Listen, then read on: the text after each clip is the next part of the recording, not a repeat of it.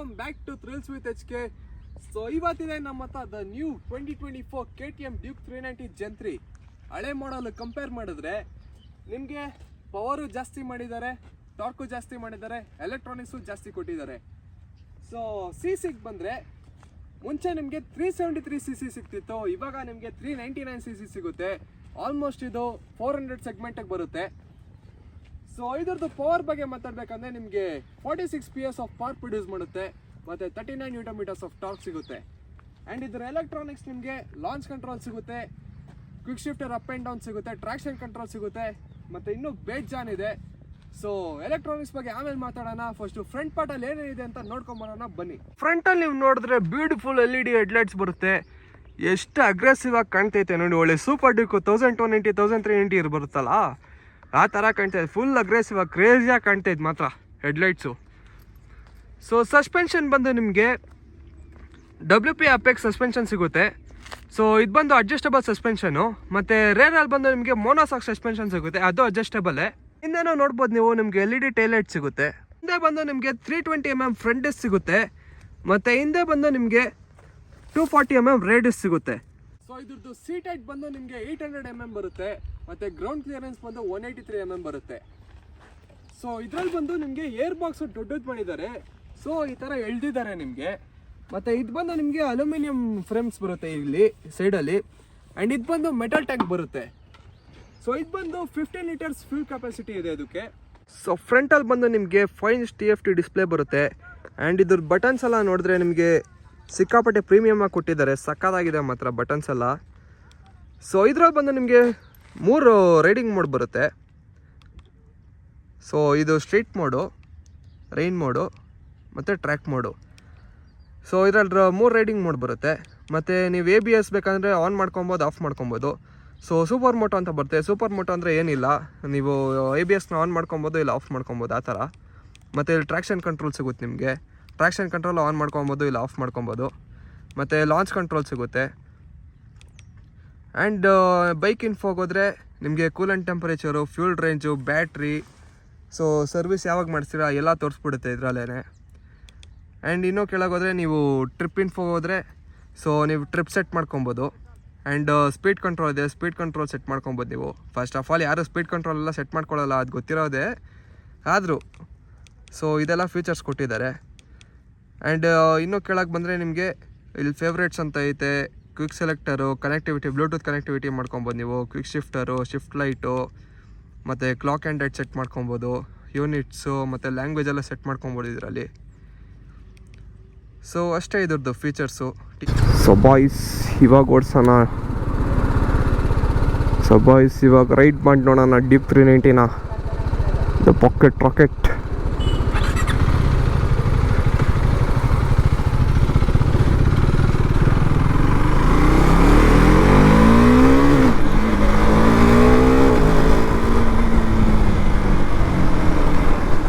ಏನು ಗುರು ಹಿಂಗೆ ಇಳಿತೈತೆ ಗಾಡಿ.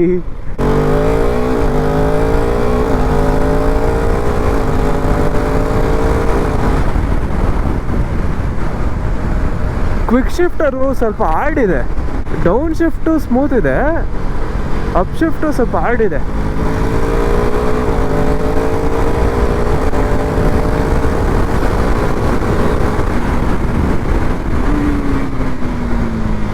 ಆಹಾ ಹಾ ಹಾ, ಬ್ರೇಕ್ಸು ಕ್ರೇಜಿ.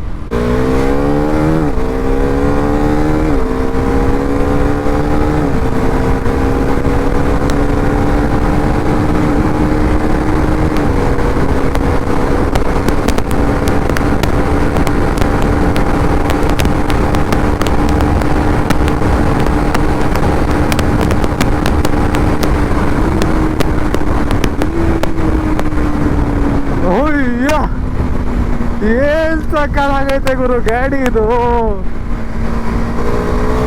ಕ್ರೇಜಿ ಇದೆ ಮಾತ್ರ. ನೋಡಿ ಲ್ಯಾಂಬೋರ್ಗಿನಿ ಹೆಂಗೈತೆ, ವಾ ಕ್ರೇಜಿ.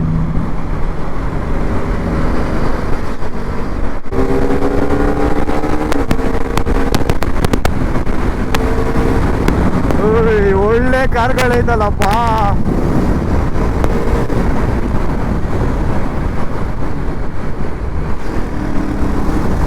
ಪಾರ್ಸೆ GT3 RS ಎಲ್ಲ ಬಂದೈತೆ.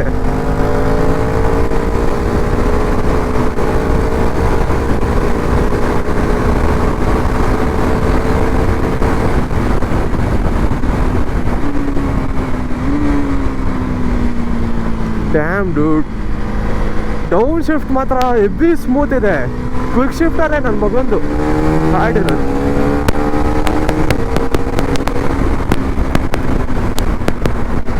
ಕಲ್ಲೆಲ್ಲ ಎಗರ್ಸ್ಕೊಂಡೋಯ್ತಾವ ನನ್ನ ಮೇಲೆ ಒಂದು ಫೆರಾರಿ ಅವನು.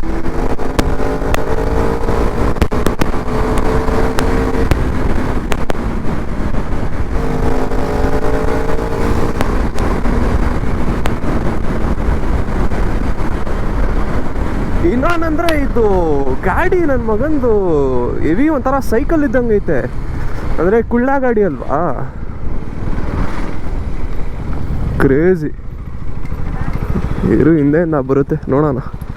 ಪಾರ್ಸೆ GT3 RS, ಇನ್ನೊಂದು ಫೆರಾರಿ.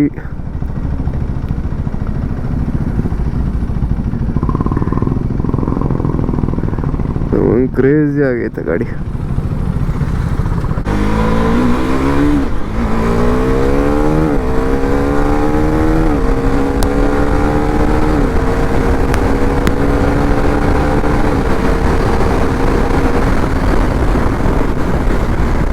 ಕ್ವಿಕ್ ಶಿಫ್ಟರು ಯಾವಾಗ ಸ್ಮೂತ್ ಆಗ್ತಿದೆ, ಇದು ಅಪ್ ಶಿಫ್ಟು ಯಾವಾಗ ಸ್ಮೂತ್ ಆಗ್ತಿದೆ ಅಂದರೆ ಒಂದು 7000 RPM ಮೇಲೆ ಹೋದಾಗ ಒಂದು ಸ್ವಲ್ಪ ಸ್ಮೂತ್ ಇದೆ ಅಪ್ ಶಿಫ್ಟು.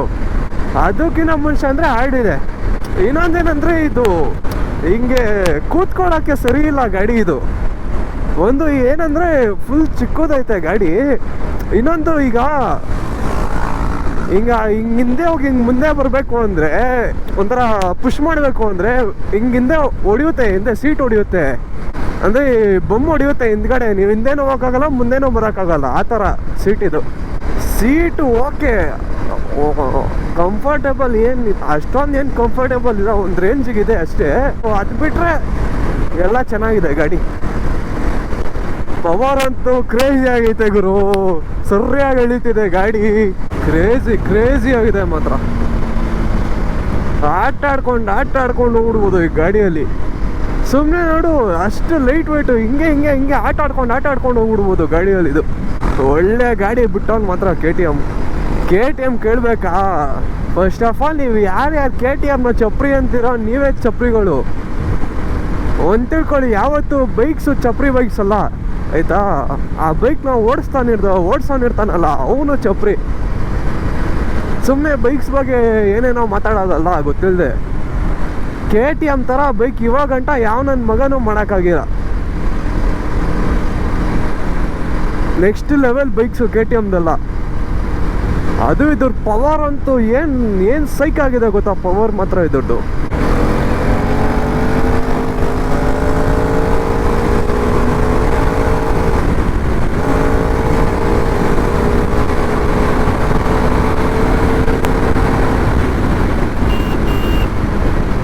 ಹೆಂಗ್ ಬರ್ತಾನೆ ನೋಡು, ಬುದ್ಧಿಗಳೇ ಇಲ್ಲ ಇವ್ರ ಹತ್ರ.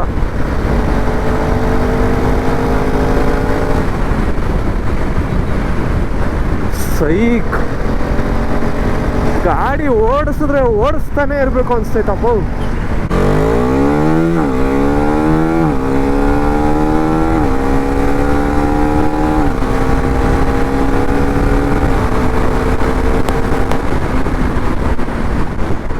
ಏನಂದ್ರೆ ಇದು ಪವರ್ ಡೆಲಿವರಿ ಅಂತೂ ಸಕ್ಕತ್ತಾಗಿದೆ ಈ ಗಾಡಿದು.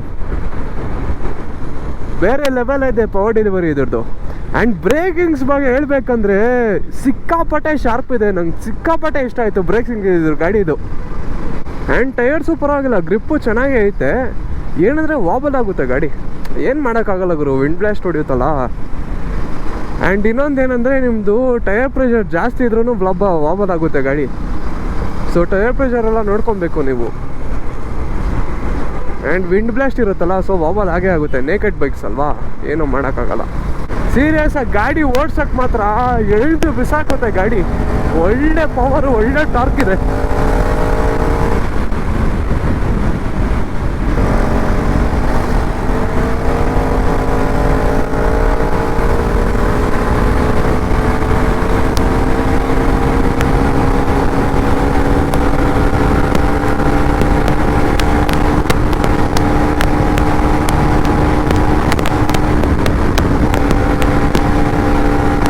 ಟ್ರ್ಯಾಕ್ ಮಾಡಲ್ಲ ಹಾಕಿ ನೋಡೋಣ.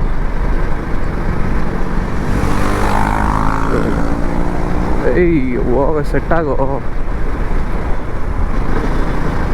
ಸೊ ಇವಾಗ ಟ್ರ್ಯಾಕ್ ಮಾಡಕೊಂಡೆ, ಟ್ರ್ಯಾಕ್ ಮಾಡಲ್ಲ ಹೆಂಗೈತೆ ನೋಡೋಣ. ಇದು ನಿಮಗೆ ಮೇಯ್ನ್ RPM ತೋರಿಸೋದು ಜಾಸ್ತಿ ಟ್ರ್ಯಾಕ್ ಮಾಡೋಲ್ಲಿ, ಅಂದರೆ RPMನ ಹೈಲೈಟ್ ಮಾಡುತ್ತೆ.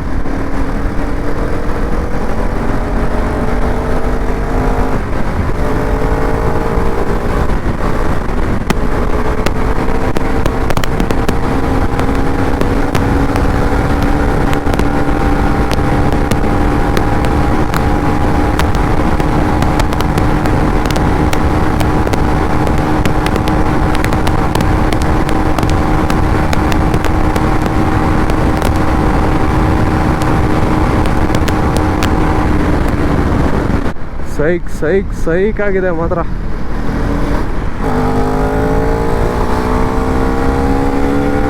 ಆಟಾಡ್ಕೊಂಡು ಹೋಗ್ಬೋದು ಈ ಗಾಡಿಯಲ್ಲಿ.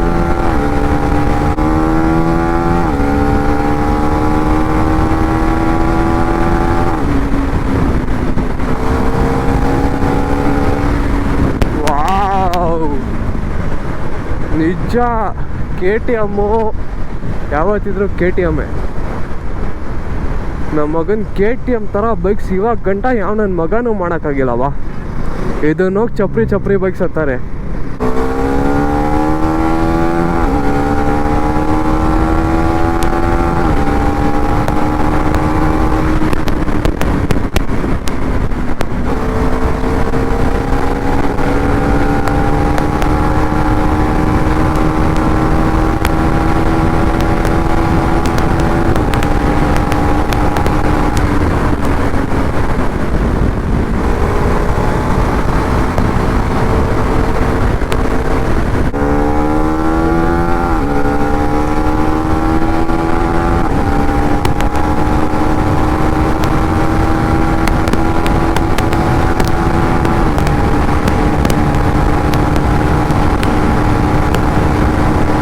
ಇದು ರೆಡ್ ಲೈನ್ ಆದಾಗ ಫುಲ್ ಆರೆಂಜ್ ಆಗಿಬಿಡುತ್ತೆ ನೋಡಿ.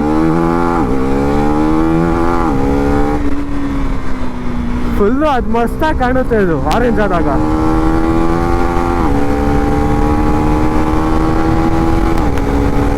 ಸೊ ಇದ್ರದ್ದು ಕರ್ವ್ ವೆಯ್ಟ್ ಬಂದ್ಬಿಟ್ಟು ನಿಮಗೆ 168 kgs ಬರುತ್ತೆ.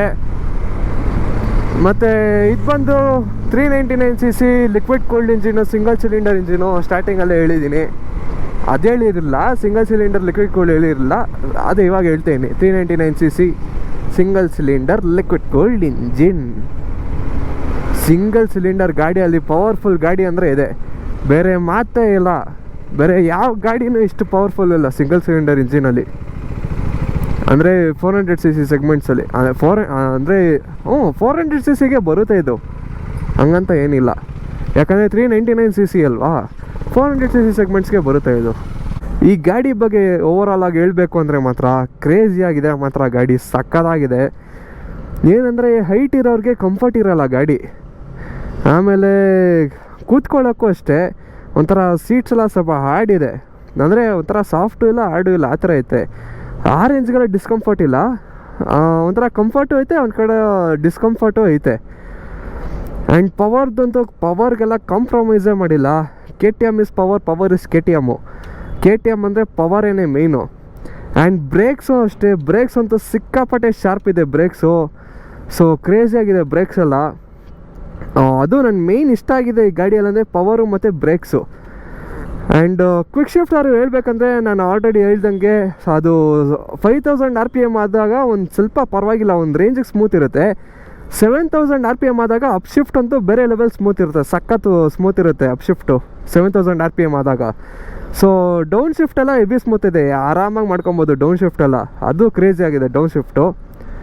ಸೊ ಇದ್ರದ್ದು ಮೈಲೇಜ್ ನೀವು ಎಕ್ಸ್ಪೆಕ್ಟ್ ಮಾಡಬೇಕು ಅಂದರೆ ಏನು ಇದಕ್ಕೆಲ್ಲ ನೀವೇನು ಎಕ್ಸ್ಪೆಕ್ಟ್ ಮಾಡ್ತೀರಾ? ಅಬ್ಬಾಬಾ ಅಂದರೆ ಒಂದು 20ರಿಂದ 25 ಕೊಡುತ್ತೆ ಮೈಲೇಜ್ ಅಷ್ಟೇ. ಇದೆಲ್ಲ ಏನು ಆರಾಮಾಗಿ ಕ್ರೂಸ್ ಮಾಡ್ಕೊಂಡು ಹೋದರೆ ಒಂದು 30 ಗಂಟೆ ಕೊಡ್ಬೋದು ಅಬ್ಬಾಬಾ ಅಂದರೆ. ಸೊ ಜಾಸ್ತಿ ಏನು ಕೊಡೋಲ್ಲ ಮೈಲೇಜ್ ಗಿಲೇಜ್ ಎಲ್ಲ ಇದರಲ್ಲಿ. ಆ್ಯಂಡ್ ಇನ್ನೊಂದು ಹೇಳೋದು ಮರ್ತೋದೆ, ಇದರಲ್ಲಿ ಕಾರ್ನರಿಂಗ್ ABS ಇದೆ, ಅದಂತೂ ಕ್ರೇಜಿ. ಕಾರ್ನರಿಂಗ್ ABS ಎಲ್ಲ ಕೊಟ್ಟವ್ರು ಗುರು ಎಲೆಕ್ಟ್ರಾನಿಕ್ಸಲ್ಲಿ. ಸೊ ಅದೂ ಅಷ್ಟೇ, ನೀವು ಬೇಕಂದರೆ ಆನ್ ಮಾಡ್ಕೊಬೋದು, ಆಫ್ ಮಾಡ್ಕೊಬೋದು ಕಾರ್ನರಿಂಗ್ ABSನು. ಸೊ ಇದ್ರದ್ದು ವೈಬ್ರೇಷನ್ಸ್ ಬಗ್ಗೆ ಹೇಳಬೇಕು ಅಂದರೆ ಯಾವ ರೇಂಜಿಗೆ ಐತೆ ಅಂದರೆ ಈ ಗಾಡಿ ವೈಬ್ರೇಷನ್ಸ್ ಬಗ್ಗೆ ನೀವು ತಲೆನೂ ಕೆಡ್ಸ್ಕೊಬಾರ್ದು, ಆ ಥರ ಫೀಲ್ ಕೊಡುತ್ತೆ ಗಾಡಿ ಇದು.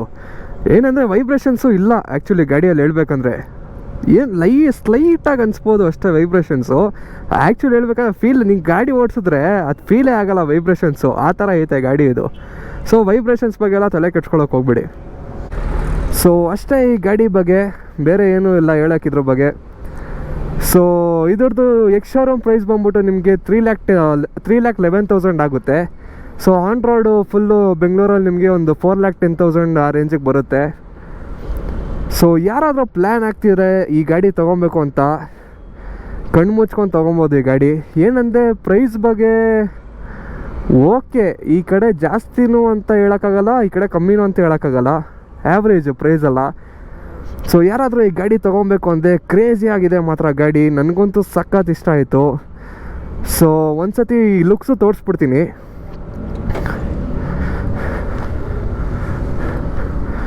ಸೊ ಲುಕ್ಸ್ ನೋಡ್ಬೋದು ನೀವು, ಲುಕ್ಸ್ ಎಲ್ಲ ಸಕ್ಕತ್ತಾಗೇ ಇದೆ ಮಾತ್ರ. ಅದೇ ಗಾಡಿ ನೋಡೋಕೆ ಒಂಥರ ಚಿಕ್ಕದಾಗಿದೆ ಮಾತ್ರ. ಅದೇ ಏನೋ ಹೇಳ್ತಾರಲ್ಲ, ಛೋಟಾ ಮೇ ಬಡಾ ಧಮಾಕಾನ ಏನೋ ಅಂತಾರೆ, ಗೊತ್ತಿಲ್ಲ ಬಿಡು ಹೋಗಲಿ. ಸೊ ಲುಕ್ಸ್ ಮಾತ್ರ ಕ್ರೇಜಿ ಆಗಿದೆ ಮಾತ್ರ. ಒಳ್ಳೆ ಸೂಪರ್ ಡ್ಯೂಕ್ 1020 1390 ಥರ ಇದೆ looks. So over all crazy ಇದೆ ಗಾಡಿ, ಯಾರಾದರೂ ಇಷ್ಟ ಇದ್ದರೆ ತೊಗೊಬೋದು. ಆ್ಯಂಡ್ ನಿಮಗೆ ಇನ್ನೊಂದು ಹೇಳಕ್ಕೆ ಮಾಡ್ತೋದೆ, ಇದು ಫಸ್ಟ್ ಜನಲ್ಲಿ ಬರ್ತಿದ್ದಲ್ಲ ಡ್ಯೂಕು ಎಕ್ಸಾಸ್ಟು, ಆ ಥರ ಅಂಡರ್ ಬೆಲಿ ಎಕ್ಸಾಸ್ಟ್ ಬರುತ್ತೆ ನಿಮಗೆ. ಇದು ಕ್ರೇಜಿ ಆಗಿದೆ ಮತ್ತು ಅಂಡರ್ ಬೆಲಿ ಎಕ್ಸಾಸ್ಟ್. ಸೊ ಅಷ್ಟೇ ಈ ವ್ಲಾಗ್ಗೆ. ಸೊ ಇದೇ ಥರ ಒಳ್ಳೊಳ್ಳೆ ಕಂಟೆಂಟ್ ಬೇಕಂದರೆ ಥ್ರಿಲ್ಸ್ ವಿತ್ HKನ ಫಾಲೋ ಮಾಡಿ, ಮತ್ತು ಒಂದು ಲೈಕ್ ಮಾಡಿ, ಶೇರ್ ಮಾಡಿ, ಕಮೆಂಟ್ ಮಾಡಿ, ಮತ್ತು ಸಬ್ಸ್ಕ್ರೈಬ್ ಮಾಡ್ಕೊಳ್ಳಿ. See you all in the next video. Tata, bye-bye.